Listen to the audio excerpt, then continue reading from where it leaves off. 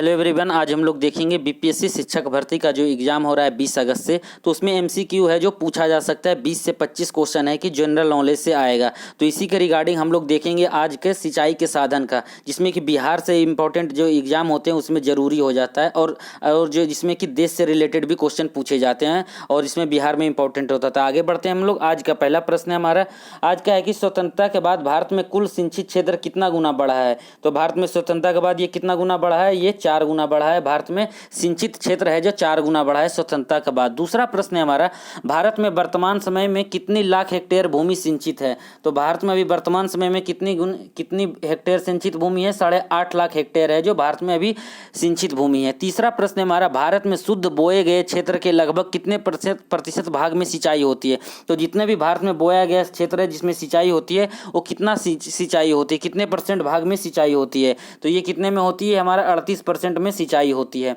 अगला प्रश्न है हमारा, भारत में सिंचाई का सबसे प्रमुख साधन क्या है। तो भारत में सिंचाई का सबसे प्रमुख साधन क्या है, नहर है, तालाब है, कुआं है या नलकूप है। तो भारत में सिंचाई का सबसे प्रमुख साधन है कुआं और नलकूप, क्योंकि भारत के जो दक्षिण भारत है और जो नॉर्थ इंडिया है वहाँ पे भी कुआं और नलकूप से बहुत ज़्यादा सिंचाई होती है। इससे रिगार्डिंग आगे भी क्वेश्चन आएंगे। तो इसमें देखते हैं भारत में सिंचाई का सबसे प्रमुख साधन कौन है, कुआं और नलकूप है जो सिंचाई का प्रमुख साधन है। अगला प्रश्न है हमारा, देश के कुल सिंचित क्षेत्र में नहरों की कितनी भागीदारी है। तो जितना भी सिंचाई भारत में होता है उसमें नहरों की कितनी भागीदारी है। तो इसमें नहरों की भागीदारी भारत में है कितनी, 31% है। जो जितनी भी सिंचाई हो रही है उसमें नहरों की भागीदारी 31% है। अगला प्रश्न है हमारा, देश के कुल सिंचित क्षेत्र में कुओं और नलकूपों की कितनी भागीदारी है। तो सबसे पहले नहर का पूछा कितनी भागीदारी है, तो हो गया हमारा 31% हो गया। अब हमसे पूछा जा रहा है कि सिंचित क्षेत्रों में कुआं और नलकूपों की कितनी भागीदारी है। तो इसकी भागीदारी हमारा हो गया 56% हो गई। तो भारत में कुओं और नलकूपों के सिंचित क्षेत्र में भागीदारी कितनी है, 56% है। ऐसा आप लोग बार बार मैं बोल रहा हूँ, इससे आपको क्या होगा कि आपको याद करने में भी आसानी होगी। अगला प्रश्न है हमारा सातवां प्रश्न, देश के कुल सिंचित क्षेत्र में तालाब क्षेत्र की कितनी भागीदारी है। तो देश के कुल सिंचित क्षेत्र में तालाब सिंचाई की कितनी भागीदारी है। तो इसकी भागीदारी है जो 6% है। तो सबसे पहला क्या था हमारा, नहरों की भागीदारी कितनी है, नहरों की भागीदारी है हमको 31%। और नलकूपों, कुआं और नलकूपों की भागीदारी कितनी है, 56% है, 56%। और तालाब सिंचाई क्षेत्रों की भागीदारी कितनी है, 6% है। आगे देखते हैं, भारत के किस भाग में तालाब के सिंचाई का साधन के रूप में सर्वाधिक प्रयोग किया जाता है। तो तालाब को सिंचाई के रूप में भारत के किस भाग में ज़्यादा उपयोग किया जाता है तालाब का। तो दक्षिण भारत में सबसे ज़्यादा यूज होता है कि तालाब के सिंचाई के साधन के रूप में, जिसमें क्या हो गया, तमिलनाडु, केरला, कर्नाटक, आंध्र प्रदेश हो गया। अगला प्रश्न है हमारा, निम्नलिखित में से किस राज्य का सर्वाधिक कृषि क्षेत्र तालाबों द्वारा सिंचित किया जाता है। तो भारत में तालाबों द्वारा सबसे ज़्यादा सिंचित कहाँ किया जाता है, तो तमिलनाडु में किया जाता है। कि किस राज्य का सर्वाधिक कृषि क्षेत्र तालाबों द्वारा सिंचित किया जाता है, तो तमिलनाडु में तालाबों द्वारा सबसे ज़्यादा सिंचित किया जाता है। तमिलनाडु की राजधानी क्या है, इसका राजधानी चेन्नई है। यहाँ के मुख्यमंत्री कौन है, यहाँ के मुख्यमंत्री MK स्टैलिन है। यहाँ के राज्यपाल कौन है, RN रवि हैं। ये भी इंपॉर्टेंट है, साथ साथ में आपका करंट भी कवर हो जाएगा। अगला प्रश्न है हमारा, निम्नलिखित में से किस राज्य में नलकूपों द्वारा सिंचित भूमि क्षेत्र सबसे अधिक है। तो नलकूपों द्वारा सबसे ज़्यादा सिंचाई क्षेत्र कौन सा है, जहाँ पे सबसे ज़्यादा नलकूपों द्वारा सिंचाई किया जाता है। तो इसका हमारा आंसर क्या है, इसका आंसर है हमारा उत्तर प्रदेश है। नलकूपों द्वारा सबसे ज़्यादा सिंचाई उत्तर प्रदेश में किया जाता है। उत्तर प्रदेश के मुख्यमंत्री कौन है, योगी आदित्यनाथ हैं। यहाँ के राज्यपाल कौन है, यहाँ के राज्यपाल हैं आनंदीबेन पटेल हैं। तो आगे देखते हैं हम लोग। आगे हमारा 11वां प्रश्न है कि भारत में नहर द्वारा सिंचाई में कौन सा राज्य अग्रणी है। तो भारत में सबसे ज़्यादा नहर के द्वारा सिंचाई कहाँ किया जाता है, तो ये पंजाब में किया जाता है। भारत में नहर द्वारा सबसे ज़्यादा सिंचाई की, नहरों की सिंचाई में सबसे ज़्यादा योगदान कौन सा राज्य का है, पंजाब का है। पंजाब की राजधानी क्या है, चंडीगढ़ है। यहाँ के मुख्यमंत्री हैं भागवत मान हैं। आगे देखते हैं, 12वां प्रश्न है हमारा, कुओं और नलकूपों द्वारा सिंचाई में अग्रणी राज्य कौन है। तो कुओं और नलकूपों द्वारा के अग्रणी राज्य कौन है, कुआं और नलकूपों द्वारा सबसे ज़्यादा सिंचाई किया जाता है। तो ये गुजरात है, जहाँ कुआं और नलकूपों द्वारा सबसे ज़्यादा सिंचाई किया जाता है। गुजरात की राजधानी क्या है, गांधीनगर है। यहाँ के मुख्यमंत्री हैं भूपेंद्र पटेल हैं। तो कुआं और नलकूपों द्वारा सिंचाई किया जाता है गुजरात में, गुजरात के मुख्यमंत्री हैं भूपेंद्र पटेल। अगला प्रश्न है हमारा, निम्नलिखित में से किस राज्य के शुद्ध बोए गए क्षेत्र का सर्वाधिक भाग कौन सा है।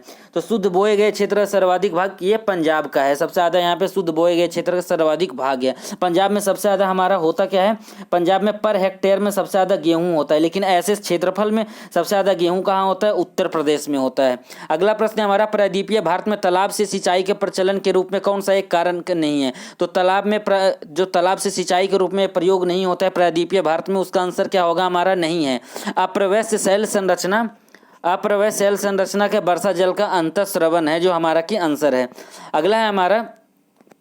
अगला हमारा क्वेश्चन है कि इंदिरा गांधी नहर कहाँ से निकलती है? तो इंदिरा गांधी नहर पूछ रहा है कहाँ से निकलती है? हरी के बांध से इंदिरा गांधी नहर निकलती है। इंदिरा गांधी नहर कहाँ से निकलती है? हरी के बांध से निकलती है। अगला प्रश्न हमारा, इंदिरा गांधी नहर या राजस्थान नहर, इंदिरा गांधी नहर या राजस्थान नहर को किस नदी से जल मिलता है? तो इसका जल मिलता है सतलज नदी से। सतलज नदी कहाँ से निकलती है? सतलज नदी निकलती है तिब्बत के पठार से निकलती है, जहाँ की सिंधु नदी भी निकलती है। आगे हम लोग देखते हैं भारत में सबसे लंबी सिंचाई नहर कौन सा है? तो भारत में सबसे लंबी सिंचाई नहर कौन सा है? इंदिरा गांधी नहर है जो भारत में सबसे लंबी, इंदिरा गांधी नहर है भारत में सबसे लंबी सिंचाई नहर है। इंदिरा गांधी नहर से को पानी कहाँ से मिलता है? सतलज नदी से मिलता है। और इंदिरा गांधी नहर निकलती कहाँ से है? ये निकलती है हरी के बांध से। इंदिरा गांधी नहर को पानी मिलता है किससे? सतलज नदी से। अगला प्रश्न है हमारा, सारण सिंचाई नहर है जो कहाँ से निकलती है? तो सारण सिंचाई नहर है जो निकलती है गंडक से। ये पूछा जा सकता है कि ये बिहार का प्रश्न है, ये पूछा जा सकता है सारण सिंचाई नहर कहाँ से निकलती है? तो गंडक नदी से निकलती है। अगला प्रश्न फिर बिहार से रिलेटेड है हमारा, त्रिवेणी नहर में किस नदी से पानी आता है? तो त्रिवेणी नहर में आता है गंडक नदी से पानी आता है। ये पूछा जा सकता है कि सारण सिंचाई नहर निकलती है कहाँ से? गंडक नदी से। त्रिवेणी नहर में पानी कहाँ से मिलता है? ये गंडक नदी से पानी मिलता है। अगला प्रश्न हमारा 20वां है कि निम्नलिखित युग्मों में से कौन सा सही सुमेलित नहीं है? तो आपको इसमें गलत बताना है। तो सबसे पहले हम लोग देखते हैं उकाई डैम कहाँ है, उकाई प्रोजेक्ट कहाँ है? तो ये गुजरात के ताप्ती नदी पे है, तो ये हमारा सही है। अगला मैटूर डैम कावेरी नदी पे है, ठीक है, ये भी मैटूर डैम है जो सही है, कावेरी नदी पे है और ये तमिलनाडु में है, तो ये भी हमारा सही है। अगला तवा प्रोजेक्ट है जो कौन सा नदी पे है? ये कृष्णा नदी पे, ये गलत है हमारा। तवा प्रोजेक्ट ये नहीं है, ये हमारा आंसर हो गया। मिदनापुर नहर कांसावती नदी पे, ये भी सही है। तो हमारा 20 का आंसर क्या हो गया? बी हो गया। तो हमारा ये था आज का हमारा जो कि सिंचाई के साधन के रूप में हमारा जो प्रश्न था ये हमारा यूज हुआ था। तो ये हमारा बीपीएससी शिक्षक भर्ती से रिलेटेड था। तो जो भी इस चैनल पे नए हैं सब्सक्राइब कर लें। Thank you everyone.